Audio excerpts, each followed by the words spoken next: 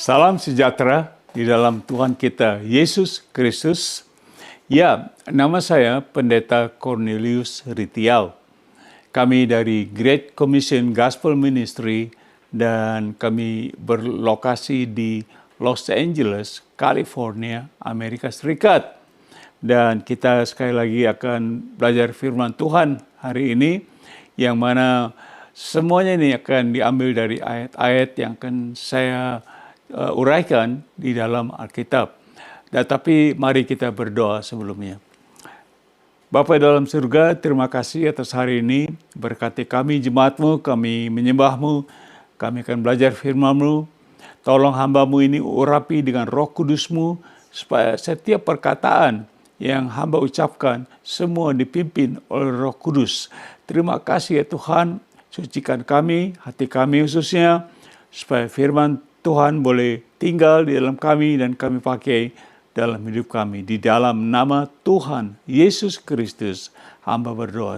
Kita semua katakan, amin. Ya, saudaraku, saya ada note, saya taruh di layar, kita bisa baca note ini yang berbunyi, ya, saya belajar dalam hidup ini kalau saya tidak akan banyak berjanji. Saudara pernah berjanji? Saya belajar tidak berjanji kepada orang, apalagi janji yang saya tidak sanggup untuk memenuhinya. Seperti ada orang berkata apa? Janji adalah hutang. Pernahkah ada orang yang berjanji kepada Anda, tetapi dia tidak menepatinya?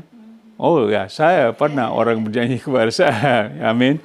Dan kita akan lihat judul pada hari ini, kita belajar, yaitu judulnya berbunyi, Janji Allah. Janji Allah, God's promise, God's promise. Dan kita akan lihat note sebelum saya masuk beberapa ayat, note-nya seperti ini. Ada ratusan, bahkan ribuan janji-janji Allah di dalam Alkitab. Tetapi kita akan melihat dan pelajari beberapa saja hari ini. Hanya beberapa yang saya akan ungkapkan tentang janji Tuhan pada hari ini. Oke, kita akan masuk kepada poin nomor 1 yang saya taruh tulisannya ialah Allah tidak berdusta. Allah tidak berdusta. God does not lie. God does not lie. Coba kita lihat ayat dari kitab Bilangan. Bilangan atau Numbers 23 ayat 19 berbunyi, Allah bukanlah manusia sehingga ia berdusta. Bukan anak manusia sehingga ia menyesal. Masakan ia berfirman dan tidak melakukannya, atau berbicara dan tidak menepatinya. Jadi itulah Allah. Firman Tuhan mengatakan Allah tidak pernah akan berdusta. Namanya Allah, dia nggak akan berdusta.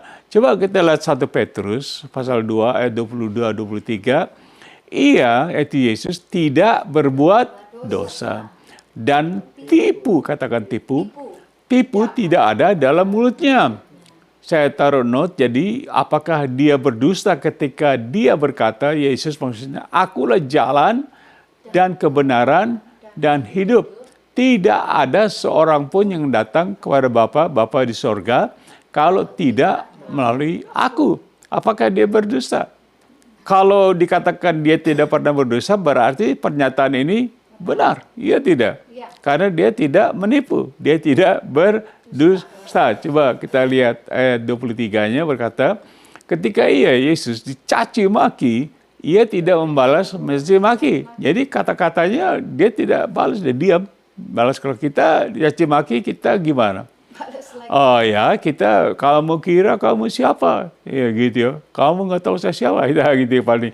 Ketika ia menderita, ia tidak mengancam. Ini berbicara tentang Tuhan Yesus. Tetapi ia menyerahkan kepada dia yang menghakimi dengan adil. Itulah Tuhan Yesus.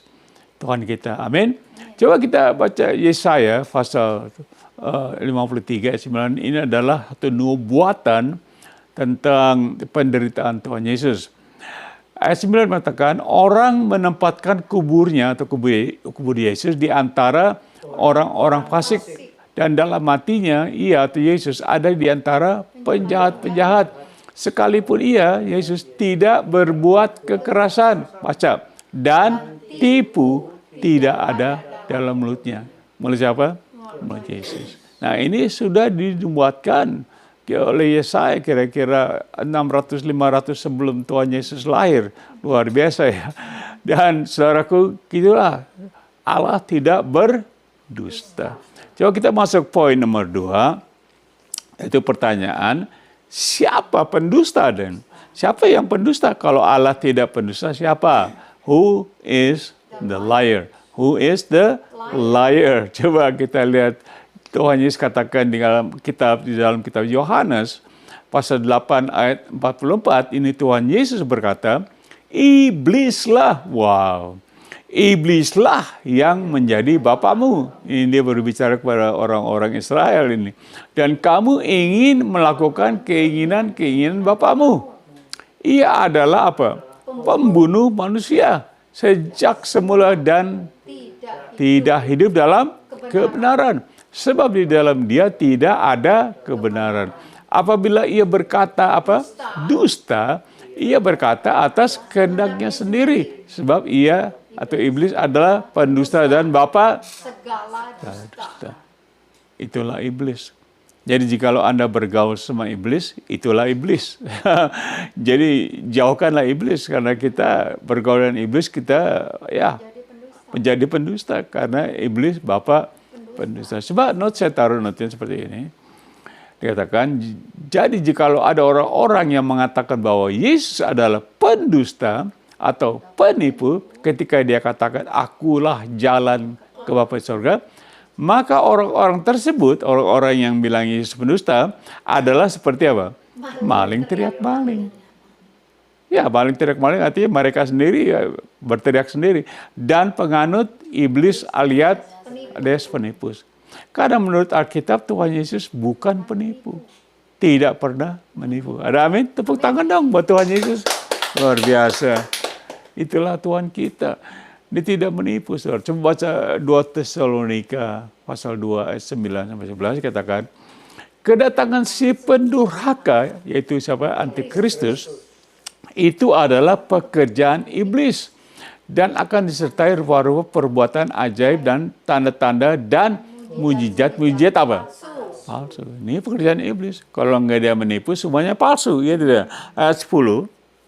Dikatakan, dengan rupa-rupa tipu daya jahat terhadap orang-orang yang harus binasa karena mereka tidak menerima dan mengasihi kebenaran yang dapat menyelamatkan mereka. Coba kita baca ayat 11, dikatakan ayat 11, dan itulah sebabnya Allah mendatangkan apa? Kesesatan atas mereka yang menyebabkan mereka percaya akan dusta. Itu pekerjaan iblis, saudara. Jadi iblis begitu jahat, terus Tuhan melihat mereka ini, orang-orang ini, mereka nggak percaya dia, Tuhan datangi kesesatan pada mereka. Supaya mereka percayakan dusta. Mari kita masuk poin nomor 3. Poin nomor 3 saya senang, yaitu Yesus berjanji. Yesus berjanji. Jesus promises. Kita baca kitab Yohanes, pasal 6, ayat 37 berkata, Yesus berkata, semua yang diberikan Bapa kepadaku akan datang kepadaku, dan barang siapa datang kepadaku, ia tidak akan kubuang. Barang siapa apa? Datang. Saudara ingat kata-kata datang. Barang siapa datang kepada Tuhan Yesus, ia tidak membuangnya. Berarti kalau Anda tidak datang, ya tidak peduli gitu ya. Tapi siapa yang datang kepada Tuhan Yesus, dia tidak akan buang. Coba kita baca Matius 10 ayat 32-33, dikatakan, setiap orang yang mengakui aku di depan manusia, aku akan mengakui dia di depan Bapa-Ku di surga. Ini Tuhan Yesus berbicara, kalau saudara mengakui saya di muka umum, di muka orang, aku akan mengakui engkau di depan Bapa-Ku di surga. Haleluya. Ayat 33 dikatakan, Yesus berkata, tetapi barang siapa menyangkal aku di depan siapa? Manusia, aku juga akan menyangkalnya di depan Bapakku yang di sorga. Wow, ini Tuhan Yesus ngomong. Dia ini janji tidak? Ini janji. Nah, kita belajar janji muluk-muluk ya. Tapi yang begini kita nggak mau perhatikan. Dia berjanji. Kalau Anda menyangkal saya juga sangkal kalian. Simple. Coba kita baca Lukas 9 ayat 26 dikatakan seperti ini. Sebab barang siapa malu karena aku dan karena perkataanku, Anak manusia yaitu Yesus juga akan apa? Malu karena orang itu apabila ia datang kelak dalam kemuliaannya dan dalam kemuliaan Bapa dan malaikat-malaikat kudus. Anda malu dengan Tuhan Yesus? Mau bersaksi malu? Takut malu malu. Kalau Anda malu, Tuhan Yesus akan malu akan Anda kelak. Dia datang dalam kemuliaannya, malu sama kamu gitu ya. Ini menurut ayat ini. Coba kita lihat note-nya. Note-nya berbunyi ini, saya tahu note. Ini adalah janji. Katakan janji. Janji Tuhan yang boleh saya katakan belak-belakan atau terus terang. Jangan kita menganggap kalau Tuhan Yesus hanya iseng-iseng ngomong saja. Sesuatu dikatakan hanya aku iseng-iseng ngomong. Tidak. Jadi ada 3 kata yang harus kita pahami, yaitu dia mengakui, kau mengakui, dia mengakui. Kita sangkal, dia menyangkal. Dan juga malu. Tadi kita pelajari di mana dia akan memakai ketiga kata ini di hadapan Bapa di surga. Aku tidak mengakui, aku menyangkal dan aku malu. Luar biasa ini Tuhan Yesus. Mari kita baca Matius 11 juga dikatakan seperti ini. Marilah kepadaku semua yang letih lesu dan berbeban berat. Aku akan memberi kelegaan kepadamu. Ini janji itu? Janji. Saudara, diminta oleh Tuhan. Jadi maksudnya begini, saya jelaskan. Tuhan Yesus katakan, marilah kepadaku. Nah, seringkali kita berbicara, Tuhan sudah tahu aku kok masalahku, apa kesusahanku. Tapi pada ayat itu Tuhan Yesus datang mengundang. Dia mengundang Anda, mengundang saya. Mari kepadaku, mari datang kepada. Dari tadi kita berbicara soal datang kepada Tuhan Yesus. Bukan dia yang datang, kita yang datang. Dia kata semua yang letih lesu dan berbeban berat, aku akan memberi kelegaan kepadamu. Amin. Coba kita baca ayat 29, dikatakan Tuhan Yesus teruskan, pikulah kuk yang kupasang dan belajarlah padaku, karena aku lemah lembut dan rendah hati. Dan ini penting, dan jiwamu akan mendapat ketenangan. Karena banyak orang zaman akhir ini yang kacau pikirannya, nggak tenang. Saya pelajari 2 minggu lalu, kalau nggak salah, tentang damai sejahtera. Tapi kita mesti datang kepada Tuhan Yesus, baru dia kasih ketenangan. Amin. Anda mau datang kepada Tuhan Yesus. Amin. Coba kita lihat note saya taruh seperti ini. Saya percaya bahwa banyak sekali di antara kita yang letih lesu dan berbeban berat karena tekanan hidup yang begitu berat di hari-hari terakhir ini. Solusinya ialah bukan kita menunggu. Solusinya bukan kita menunggu Tuhan Yesus datang kepada kita, tetapi kita yang harus datang kepada Dia. Amin. Jadi dari ayat ini saudara, Tuhan Yesus bilang kamu datang kepada saya, bahkan saya akan tolong kamu. Contoh coba kita Matius 8:23 ini kata-kata datang ya.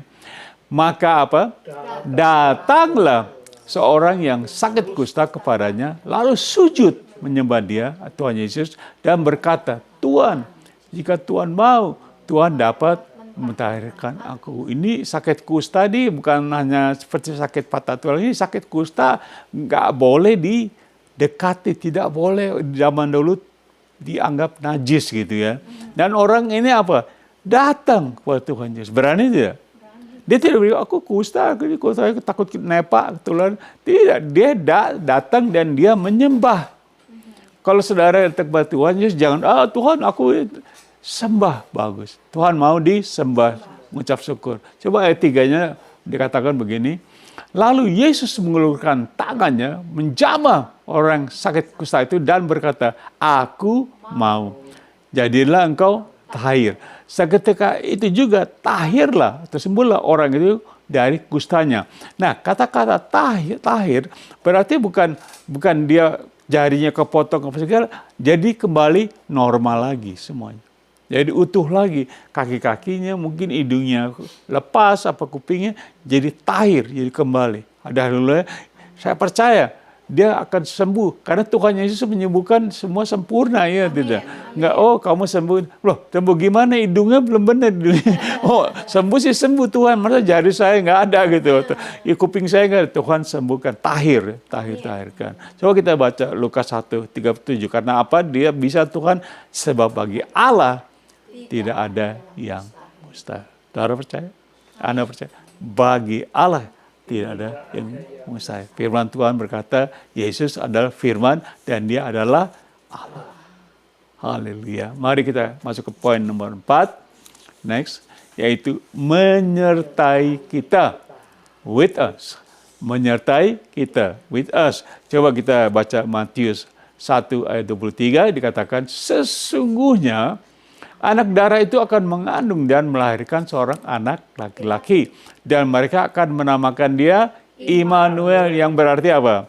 Allah menyertai kita. Luar biasa, ya. Saudara mau disertai oleh Allah? Amin. Mau saudara bergandengan, berpegang tangan dengan Tuhan Allah? Amin. Jalan ke sini sama-sama Allah, jalan ke sana sama-sama Allah. Saya mau. Tuhan tidak juga, dia bukan hanya menyertai, tapi dia berjanji dia tidak akan meninggalkan kita. Nah, ini janji tidak? Janji Allah. Bukan janji hanya, oh Tuhan saya minta ini, minta. Bukan, yang begini ini saya lebih senang janji. Amin. Allah beserta saya berarti semuanya baik. Dicukupkan tidak? Cukupkan. Jalan sama Tuhan terus, waduh lapar nggak ada. Nggak mungkin kita lapar jalan sama Tuhan. Pasti cukup. Coba kita baca Ibrani 13 ayat 5b. Ini buku Hebrews 13 ayat 5b. Karena Allah telah berfirman, aku sekali-kali tidak akan membiarkan engkau. Dan aku sekali-kali tidak akan meninggalkan. Amin. Oh boy, dia menyertai kita, sudah disertai sekali-kali. Artinya apa? Setiap detik, setiap menit, aku nggak akan tinggalin kamu. Aku selalu menyertai kamu. Amin. Haleluya. Saudara, ada sukacita dengar janji ini. Saya dengar janji ini luar biasa, senang. Amin, ya, tepuk tangan Tuhan ini. Wow, dia tidak pernah sekali-kali meninggalkan Anda dan meninggalkan saya. Asal Anda percaya dan mengikut Tuhan Yesus. Amin. Sebab note-nya begini, saya taruh note, katakan, ini adalah janji Tuhan Yesus yang perlu kita terima dan dipercayai sungguh-sungguh dengan iman agar kita tidak goyah dan gentar dalam hidup ini. Haleluya. Kita banyak orang zaman-zaman akhirnya ketakutan karena ekonomi, karena kesehatan. Waduh Tuhan, nangis. Jangan takut. Allah menyertai kita. Amin. Coba kita lihat poin nomor 5, itu poin terakhir. Seperti ini. Hidup kekal. Hidup kekal. Eternal life. Eternal life. Nah, saudaraku, ini juga akan dijanjikan oleh Tuhan. Ya saudara, ya saya tahu ada hidup kekal. Tapi ini janji Tuhan. Dan diberikan. Kita keselamatan bukan kita setengah mati, kita mesti segala puasa, segala bikin ini, berbuat tidak. Ini diberikan oleh Tuhan, hidup kekal. Eternal life itu is the gift of God. Just receive it. With our faith we believe we receive. Kita terima dengan iman. Amin. Coba kita baca Matius 19 ayat 29. Berkata seperti ini, dan setiap orang, ya, katakan setiap orang. Setiap orang berarti Anda dan saya juga. Kita setiap orang yang karena namaku meninggalkan rumahnya, saudaranya laki-laki atau saudaranya perempuan, bapak atau ibunya, anak-anak atau ladangnya, akan menerima kembali apa? 100. Luar biasa. Ini janji saudaraku. Dan juga apa? Dan akan memperoleh hidup yang kekal. Wow. Saya mau janji ini dari Tuhan. Dijanjikan. Saudara melayani, saudara dipanggil pakai kiri Tuhan harus tinggalkan ini, tinggalkan itu, dan sebagainya, kampung halaman. Saya dengan istri harus tinggalkan keluarga di Jakarta, di Indonesia. Kami ke LA puluhan tahun. Kami tinggal lain Tuhan Yesus selama ini. Tuhan berjanji, kalau Anda sudah tinggalkan, yang kita sudah tinggalkan, semua akan diganti berapa kali lipat? 100 kali. Ya, saya tidak tahu berapa banyak Tuhan kasih, tapi yang penting berlipat-lipat lah gitu. Dan yang penting diberi hidup yang kekal. Coba baca note-nya seperti ini, saya taruh note. Ini adalah janji Tuhan Yesus yang sangat luar biasa. Orang-orang kita dengar kata-kata ini, kayaknya nggak serius. Ini janji luar biasa, ya tidak? Pasti kalau kita ikut Tuhan Yesus, dengan kita korbankan semuanya, kita akan berbahagia. Dia akan menggantikan 100 kali lipat apa yang telah kita korbankan dan memberikan hidup kekal kepada kita, karena kita telah meninggalkan segalanya demi mengikuti. Wow. Bukan saya mengatakan saudara dengar ayat, kalau gitu kita pergi tinggalin aja. Bukan. Saudara dalam satu keadaan, saudara melayani harus meninggalkan keluarga. Jangan sengaja, saudara. Jangan bikin-bikin. Tuhan tahu. Tapi jangan lupa, yang penting di sini ialah kita akan mendapat hidup yang kekal. Amin. Saya sudah ajarkan hidup yang kekal 2 minggu yang lalu kalau tidak salah. Jadi ringkasannya apa, saudara? Kita akan baca ringkasan. Kita lihat ringkasan, yaitu judulnya Janji Allah, God's Promise. Jadi khotbah ini judulnya Janji Allah, God's Promise. Poin nomor 1 kita pelajari tadi, yaitu Allah tidak berdosa. God does not lie. Believe that. Tuhan tidak berdosa. Dikatakan apakah Tuhan itu sebagai manusia, maka dia akan berdosa. Kita belajar tadi ya. Coba nomor 2, dikatakan seperti ini, siapa pendusta? Siapa? Who is the liar? Kita belajar tadi, Tuhan Yesus katakan siapa dia? Iblis. The devil is a liar. He's a killer, a murderer. Jadi dia pembunuh, liar. Dia datang hanya untuk mencuri, membunuh, dan membinasakan. That's him. Jangan diikutin. Jangan bergaul sama iblis. Dia adalah pendusta. Poin nomor 3, kita belajar tadi, ialah Yesus berjanji. Jesus promises. Jadi juga Tuhan katakan, orang yang datang kepada saya, Anda datang kepada dia, tidak akan dibuang begitu saja. Pasti dia akan terima dengan baik. Ingat, datang kepada Tuhan, datang, jangan nungguin Tuhan, datang kepada Tuhan. Seperti orang kusta, dia datang, dia sembah, Tuhan aku mau sembuh, amin. Dia sembuh. Poin nomor 4, dikatakan tadi kita belajar, yaitu menyertai kita, with us. Alkitab mengatakan bahwa Allah, Tuhan Yesus adalah Immanuel, berarti apa? Allah menyertai kita. Dan bukan hanya saja menyertai, tapi dia berjanji sekali-kali dia tidak akan meninggalkan kita. Ada orang bilang, wah nanti saya akan kehilangan ini, saya kehilangan itu. Tidak, dia tidak pernah keluar dari dalam kita. Roh Kudus masuk, gak keluar masuk dia. Kita menerima Tuhan Yesus diwakili Roh Kudus masuk, mementeraikan keselamatan kita. Dia gak keluar masuk. Tidak ada satu ayat saya ketemukan di Perjanjian Baru, tidak ada ayat yang mengatakan Roh Kudus keluar masuk. Termasuk lagi, terkeluar lagi. Tidak ketemu saya ayatnya. Tidak. Tapi dikatakan Roh Kudus mementeraikan kita. Dan dia menyertai kita, membawa kita kepada segala kebenaran. Haleluya. Tadi kita belajar poin nomor 5-nya, ya, seperti ini. Kita belajar tadi, hidup kekal. Eternal life. Hidup kekal. Jadi kalau saudara melayani Tuhan, sudah meninggalkan segalanya, jangan lelah. Ada lagu, jangan lelah, gitu ya. Jadi saudara tetap setia, karena Tuhan akan ganti semuanya. Berlipat-lipat ganda. Dan juga kita akan diberikan hidup kekal. Wow, luar biasa. Tepuk tangan dong buat Tuhan.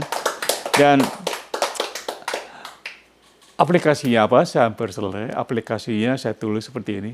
Orang Kristen ini ya, yang paling tenang hidupnya adalah dia yang hidup selalu, katakan selalu bergantung dan berharap kepada janji Tuhan Allah. Dan percaya dengan iman bahwa semua janji-janjinya akan digenapi.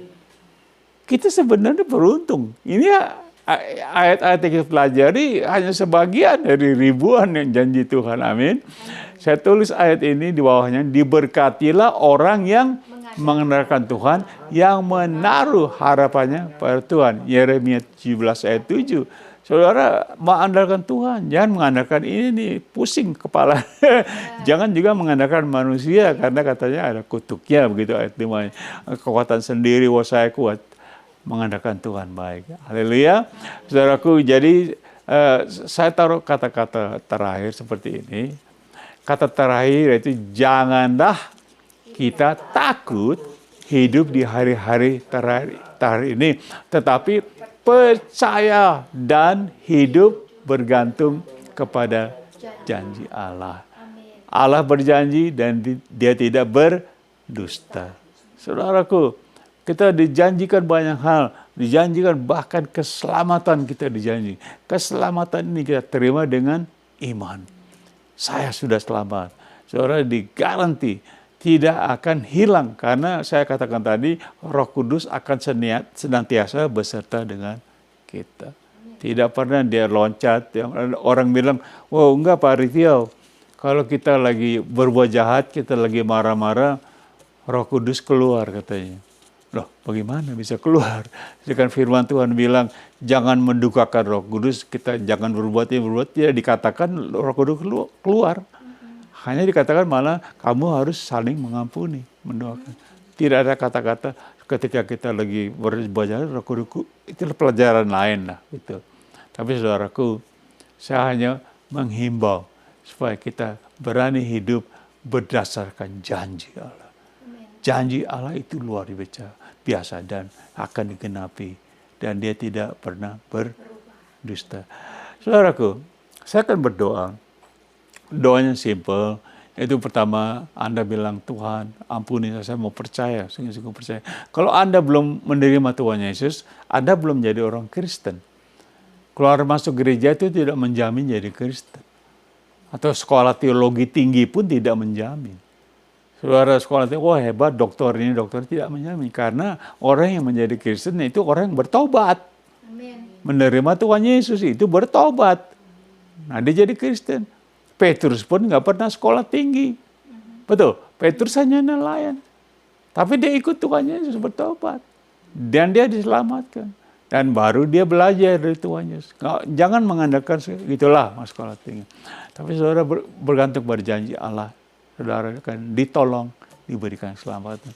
Saya akan berdoa kalau Anda mau hari ini, Pak Ritio, saya mau menerima Tuhan Yesus. Doanya begini, ulangi doa saya, oke?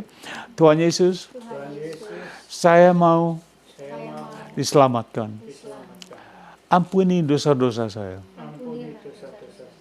Saat ini juga, saya membuka hati saya dan menerima Engkau sebagai Tuhan dan Juru Selamat saya.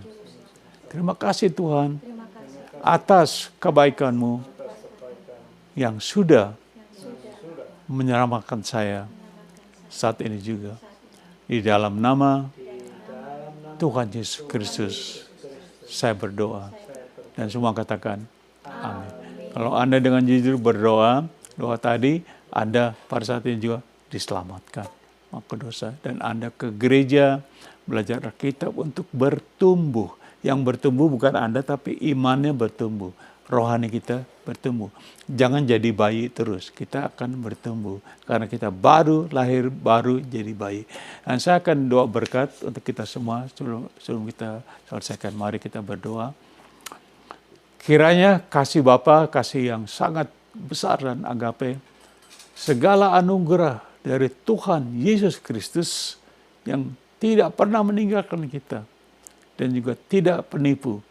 Dan juga penyertaan dari kuasa Roh Kudus menyertai kita dari saat ini sampai selama-lamanya.